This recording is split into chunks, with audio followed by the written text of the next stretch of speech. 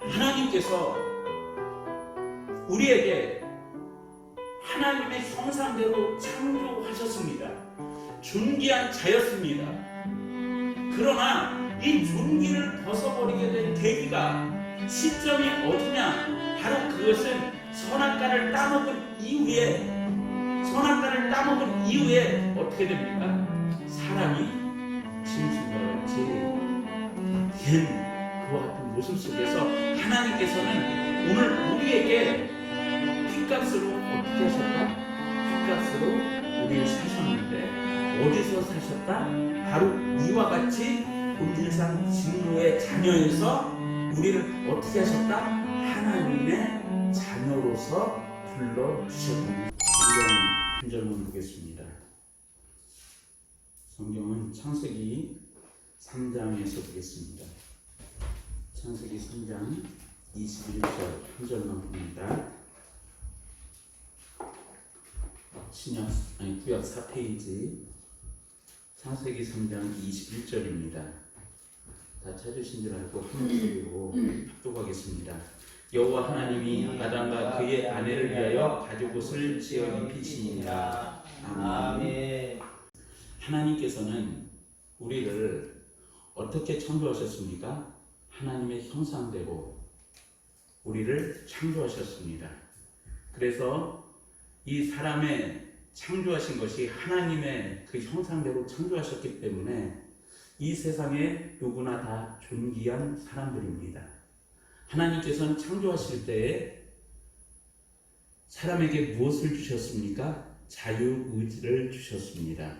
하나님은 사람을 만들 때에 하나님의 명령에 의해서 무조건 따르는 그와 같은 로봇으로 만든 것이 아니라 사람이 생각할 수 있고 이 생각을 하기 때문에 앞으로를 계획할 수가 있고 앞으로를 계획할 수 있기 때문에 이제 내 사고가 분명히 사람에게 주어졌습니다. 하나님께서는 오늘 사람을 만들어서 에덴에 두셨습니다. 에덴 동산에 두셨는데 이 에덴 동산에서 하나님께서 허락하신 것이 한 가지 있습니다. 그것은 무엇인가? 바로 생육하고 번성하여 땅에 충만하라. 땅을 다스리고 정복하라는 말씀을 우리 사람들에게 분명히 허락하셨습니다. 그렇습니다. 하나님께서는 우리 사람들에게 이와 같이 하나님께서 하나님의 형상대로 창조함을 입었을 뿐만 아니라 하나님께서는 우리에게 생육하고 번성하고 땅에 충만할 것에 대해서 말씀을 하셨습니다. 그런데 하나님의 주신 이 사명을 온전히 감당했으면 인류가 이와 같은 죽음의 이별을 겪지 아니했을 겁니다. 또한 질병의 아픔을 겪지 아니하였을 것입니다.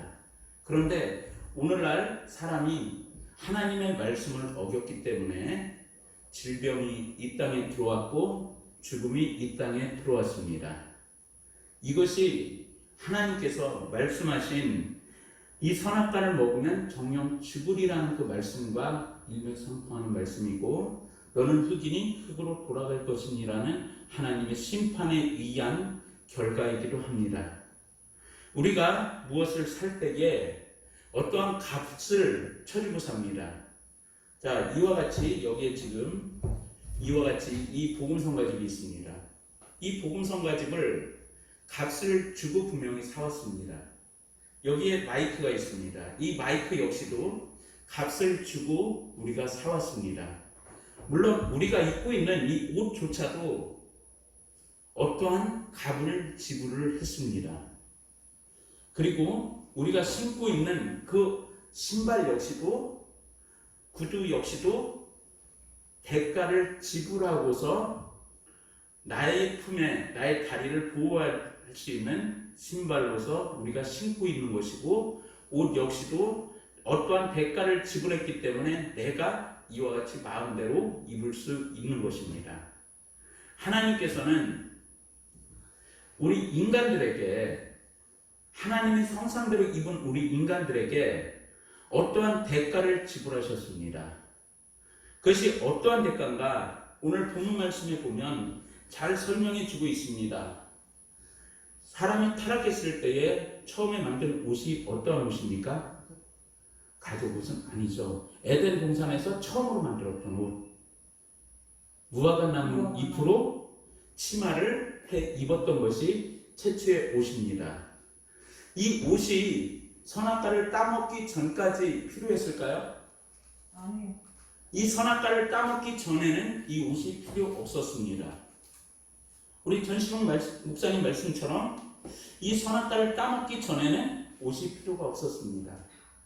그런데 이 선악과를 따먹고 우리가 지금 이 옷을 다 벗고 이 자리에 있는다 그러면 우리가 무엇을 먼저 볼 수 있죠?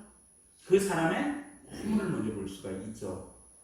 우리가 지금 이 옷을 입기 때문에 우리가 우리의 허물을 감추고 있습니까? 감추고 있지 않습니까? 우리의 허물을 감추고 있습니다. 이 옷이 우리의 허물을 감춰주는 역할을 합니다. 하나님께서도 역시나 마찬가지라는 것입니다. 오늘 하나님께서 인간이 최초로 만든 옷은 무화과 나무 잎을 해입은 치마였습니다. 그러나 하나님께서는 이 선악과를 따먹고 부끄러움 알게 된 이 사람을 향하여 하나님께서는 어떠한 옷을 해입으시냐면 두 번째 옷이죠. 하나님이 인류의 최초로 선물한 것이 이 옷이 가죽 옷입니다. 그렇다면 이 가죽 옷은 우리가 생각해 봤을 때 이 가죽 옷이 있기까지 무엇이 있어야 됩니까? 어떠한 대가가 있어야 되죠? 이 대가라는 것이 과연 무엇일까요? 이 대가라는 것은 바로 피의 대가입니다. 피의 대가면서 이 대가라는 것이 어떠한 대가입니까? 바로 희생의 대가라는 거죠. 그래서 우리가 피의 대가, 희생의 대가를 통하여 하나님께서는 아담과 하와에게 가죽 옷을 만들어 입히셨고 그들에게 부끄러움을 감출 수 있도록 허락하셨습니다. 이것은 하나님의 전적인 사랑입니다. 그러면 오늘 우리가 이 창세기 3장 21절을 통해서 우리에게 주시는 하나님의 메시지는 어디에 있는가? 하나님께서 오늘 나에게 주시는 메시지는 무엇인가를 우리가 한번 살펴보아야 될 줄로 압니다. 창세기 3장 21절에 가죽 옷이 입혀지기까지 짐승이 죽었습니다.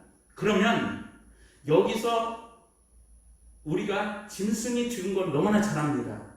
그러나 성경에서 우리가 한번 다시 한번 찾아보면 시편 49편 12절에 가서 봅니다. 시편 49편 12절에 가서 보면 다음과 같은 말씀으로 우리에게 증거합니다. 어떠한 말씀인가?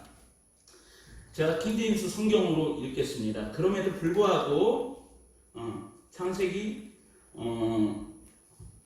49장 12절입니다. 시편 49편 12절입니다. 그럼에도 불구하고 존중함 중에 거하는 사람이 계속 머무르지 못하나니 그는 멸망하는 짐승과 같도다라고 성경은 우리에게 증거하고 있습니다. 뿐만 아니라 시편 49편 20절에 가서 봅니다. 20절에 가서 보면 다음과 같은 말씀으로 우리에게 증거를 하는데 존귀함 중에 거하는 사람이라도 깨닫지 못하면 멸망하는 무엇과 같다?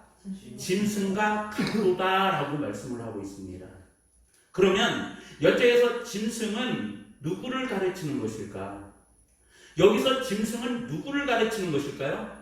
바로 내 자신이 죽어야 된다는 겁니다. 내 자신이 죽어야 되는데 어떻게 죽어야 됩니까? 바로 십자가에 못 박히신 그 예수 그리스도 안에서 내가 무엇을 통해서 하나님의 은혜를 통해서 하나님께서 거저주시는 그 은혜를 통해서 어떻게 합니까? 내 자신이 십자가에 못 박혀야 되는 것입니다. 그렇지 아니할 경우 사람은 어떠한 모습으로 우리에게 나타나고 있는가? 여쪽에서 종기에 처하나 깨닫지 못하는 자는 멸망하는 짐승과 같다라는 그 말씀은 누구에게 하시는 말씀입니까? 짐승에게 하시는 말씀입니까? 사람에게 주시는 말씀입니까? 사람에게 주시는 말씀입니다. 사람에게 주시는 말씀인데 여기서 내가 죽어야 된다는 것은 무엇으로 죽어야 되는가? 무엇으로 죽어야 될까요? 바로 죄에 대해서 죽어야 된다는 겁니다. 그래서 이 죄에 대해서 죽어야 되는데 이 죄에 대해서 죽는다는 것은 어떠한 것인가? 우리 주님께서 십자가를 통해서 우리를 물과 피로 아낌없이 우리는 사셨습니다.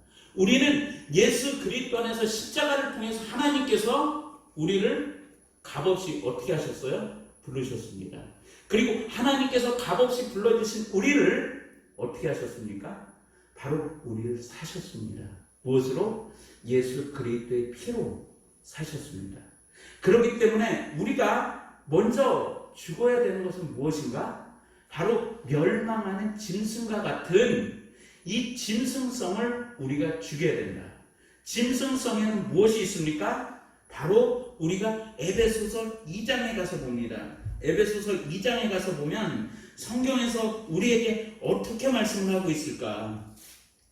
성경은 우리에게 과연 어떻게 말씀하고 있을까? 에베소서 2장에 가서 보면 다음과 같은 말씀으로 우리에게 증거합니다. 2장 3절에 가서 보면 2장 2절 이하에 가서 보면 그때 너희는 그 가운데서 행하여 이 세상 풍조를 따르고 공중의 권세 잡은 자를 따랐으니 곧 지금 불순종의 아들들 가운데서 역사하는 영이라. 전에는 우리도 다 그 가운데서 우리의 육체의 욕심을 따라 지내며 육체와 마음이 원하는 것을 하여 다른 이들과 같이 본질상 진노의 자녀이었더니 긍휼이 풍성하신 하나님이 우리를 사랑하신 그 큰 사랑을 인하여 허물로 죽은 우리를 그리스도와 함께 살리셨고 너희는 은혜로 구원을 받은 것이다 라고 성경은 우리에게 증거하고 있습니다. 하나님께서 우리에게 하나님의 형상대로 창조하셨습니다. 존귀한 자였습니다.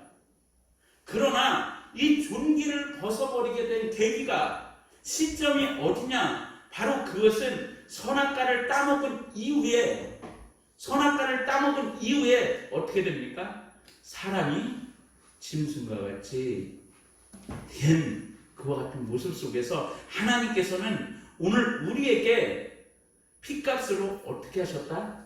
핏값으로 우리를 사셨는데 어디서 사셨다? 바로 이와 같이 본질상 진노의 자녀에서 우리를 어떻게 하셨다? 하나님의 자녀로서 불러주셨다는 사실입니다. 그렇기 때문에 우리가 하나님 앞에서 먼저 나는 대가를 지불받고 산 예수 그리스도의 보혈의 피로 대가를 지불받고 하나님의 자녀된 자, 그러기 위해서는 무엇이 먼저 필요합니까? 먼저 술 취함과 방탕함과 자기를 사랑함을 어떻게 해야 됩니까? 우리 주님께서 사역을 시작하셨을 때 어떻게 사역을 시작하십니까? 회개하라. 할렐루야. 회개하라. 천국이 가까웠다. 우리 주님께서 오늘 이 시간 우리에게 촉구하고 계신 게 무엇인가? 바로 예수 그리스도 밖에 있는 사람들에게 촉구하시는 것이 무엇인가? 바로 그것은 회개다. 내가 예수 그리스도를 만나지 못했다면, 내가 예수 그리스도를 내 구주로 영접하지 못했다면, 먼저 우리에게 무엇이 필요하다? 필요한 것은 회개다.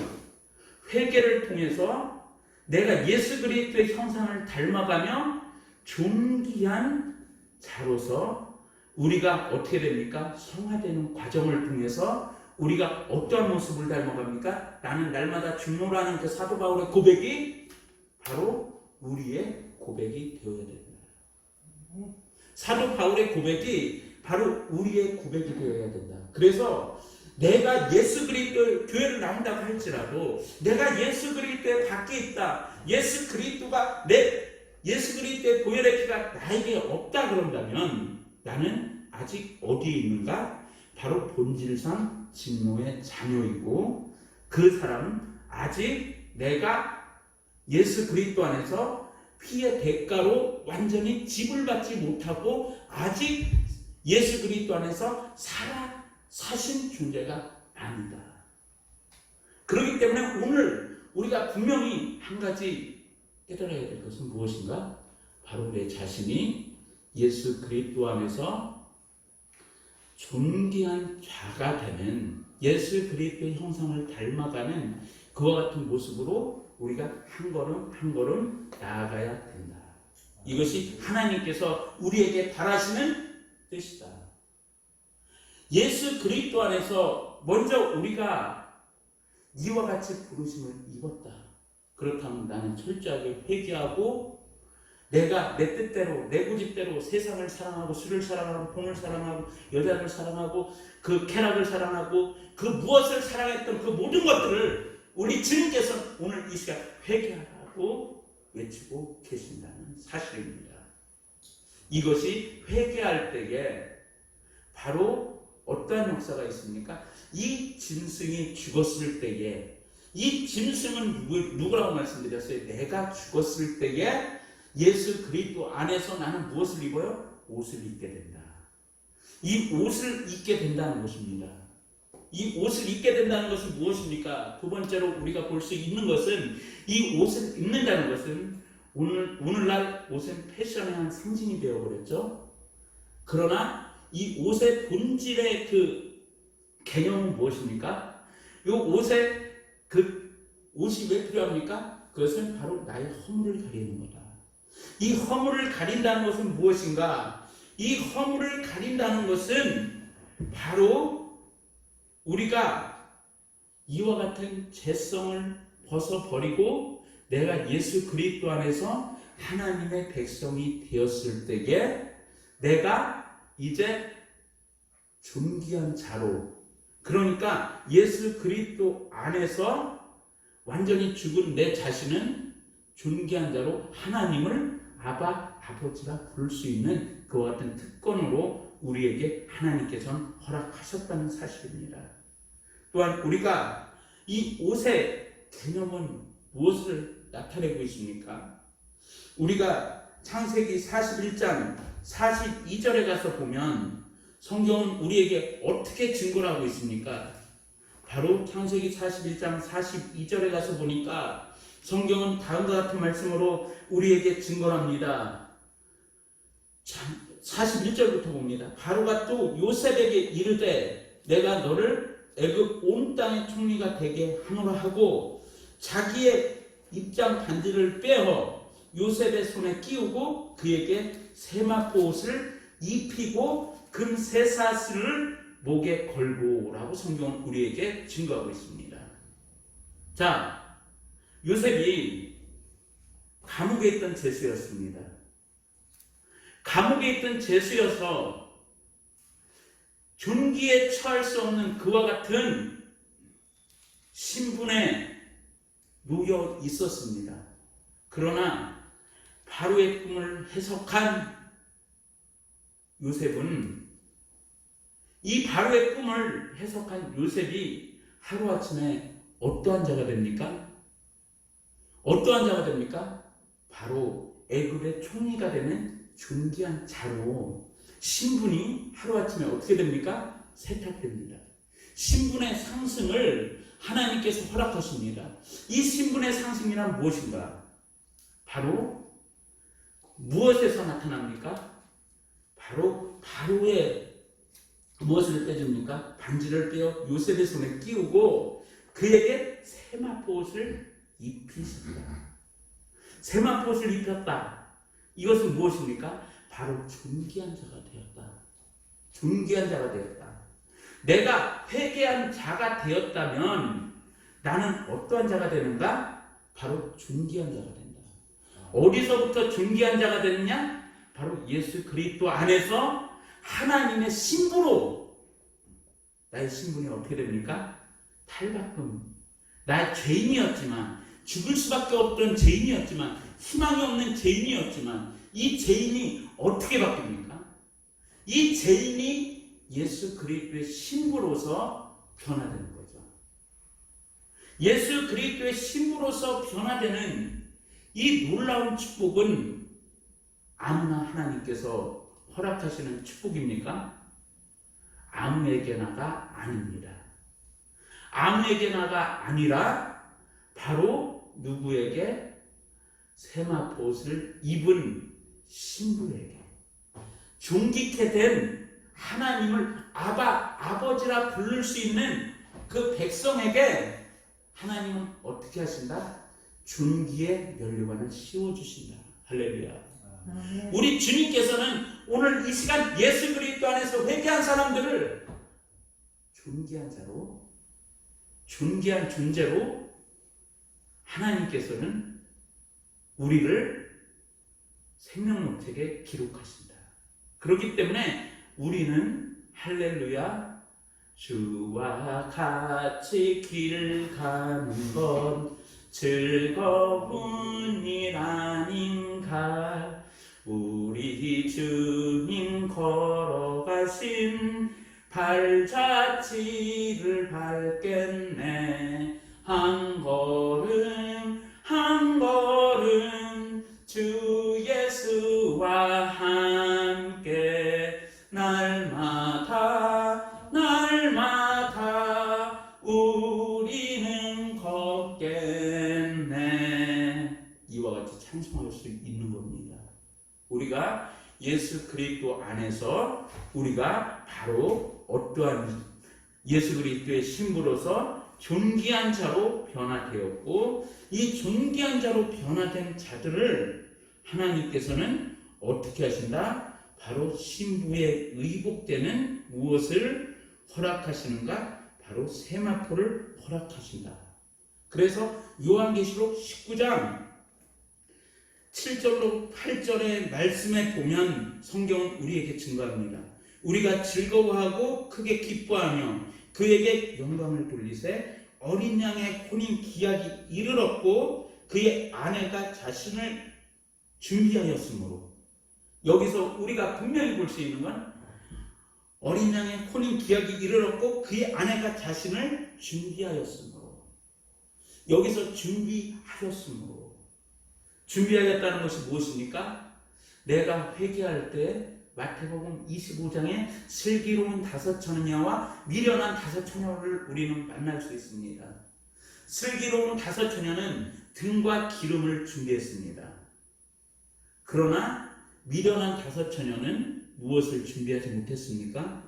충분히 등은 있었습니다. 기름을 충분히 준비하지 못했습니다.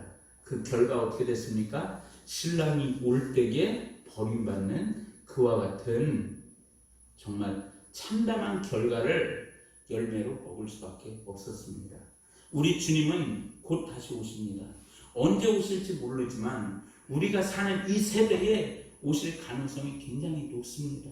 우리 주님은 우리가 지금 이 시간도 무엇 하기를 원하시는가? 바로 신부 단장하기를 원하십니다. 신부 단장하기를 원하시는 하나님은 우리에게 무엇을 허락하시는가? 8절에 보니까 19장 8절에 보니까 그에게 빛나고 깨끗한 세마포옷을 입도록 허락하셨으니 이 세마포 옷은 성도들의 옳은 행실을 이루다라고 성경은 우리에게 증거하고 있습니다. 그렇습니다. 성경에서 이 세마포 옷을 빠는 자들이 복된 겁니다. 우리는 이 세마포 옷을 빨 때 어디서 빨래내야 됩니까? 예수 그리스도의 보혈의 피 위에서. 내가 먼저 죽고 내가 죽는다는 것은 내 안에 그리스도 예수께서 사시는 그와 같은 축복의 역사로 우리를 하나님께서 인도하신다는 것인데, 내가 먼저 죽고 그 다음에 예수 그리스도께서 살고 우리가 그리스도의 신부로서 어떻게 한가? 희고 깨끗한 세마포옷을 우리에게 입히시고 날마다 빠를 것에 대한 그와 같은 준비를 통해서 우리가 신부 단장을 하는 귀한 축복에 참여하는 자들이 되시길 우리 주 예수 그리스도의 이름으로 축원을 드립니다. 또한 우리가 이것은 다시 말씀드려서 세마포 옷을 입힌 하나님은 우리에게 무엇을 허락하셨다? 존귀의 면류관을 허락하신다. 그리고 우리가 이 옷을 통해서 그 사람의 신분을 나타낼 수가 있죠. 이 옷은 신분의 상징이기도 합니다. 경찰관에게는 경찰의 복장이 있습니다. 법관에게는 법관의 의복이 있습니다. 성직자에게는 성직자의 의복이 있습니다. 마찬가지라는 겁니다. 이와 같이 그 신분에 따라서 옷에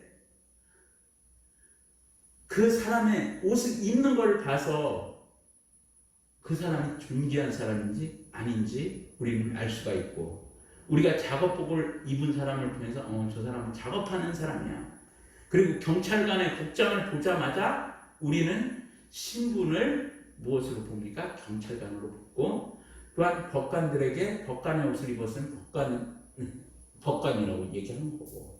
그러니까 그 사람의 신분을 나타내는 건데, 오늘 하나님께서는 우리에게 그리스도의 신부되는 그와 같은 자격을 허락하시고, 이 자격을 통해서 우리가 하나님 앞에서 무엇하신다? 바로 우리를 불러주시고 인도하시는 그와 같은 하나님이시다. 그래서 우리가 오늘 이 시간 한 가지만 생각하면 됩니다. 우리 주님은 오늘도 어떻게 하신다? 살아서 역사하시는 그와 같은 하나님이시다. 그리고 살아서 역사하시는 이 하나님은 어떻게 하시는가? 바로 우리가 회개하고 그리스도의 신부로서 준비되기를 원하시는 그와 같은 하나님은 사랑의 하나님이시고, 오늘도 우리를 아버지와 같이 기다리고 계시는 그와 같은 주님이시다. 우리가 한 가지 사실을 분명히 말씀 속에서 깨닫고, 내가 오늘 이 시간 그리스도 안에서 십자가에 못 박히고 우리가 그리스도의 부활의 영광에 모두 다 참여하는 귀한 은혜의 백성들이 되시기를 우리 구주 예수 그리스도의 이름으로 축원을 드립니다. 기도하겠습니다. 사랑의 주님, 감사합니다. 오늘 부족한 종이 아무 공로 없이 말씀을 증거하였습니다. 혹시 사람의 생각으로 잘못 증거된 말씀이 있습니까?